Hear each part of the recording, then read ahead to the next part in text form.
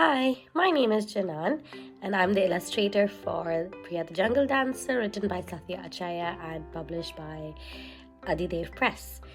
Um, now, the story of Priya the Jungle Dancer was love at first sight. I loved the story, and to be able to represent a story that showcases a relationship between grandparents and grandchildren who live continents apart and yet seem to maintain this beautiful relationship, it just had all the feels. Love it.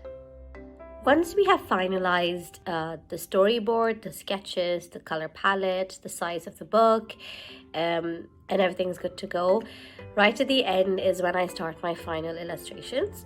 Now, my illustrations have several of layers, so I first start off with the background layers, such as the wall, the furniture, the floor, the sky, the foliage, for instance.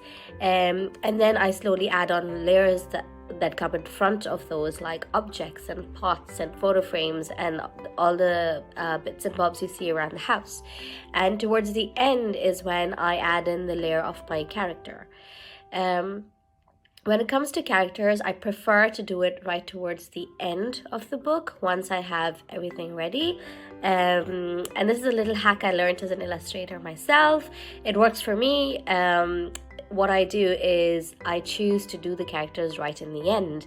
That way, I ensure that there's consistency in the size of the character, the facial features, the expressions, the colors, and it's all kind of done together. So there's no gap between making Priya in page number 1 and making Priya in page 28. Understanding and delving deep into the Kodwa culture was very, very interesting.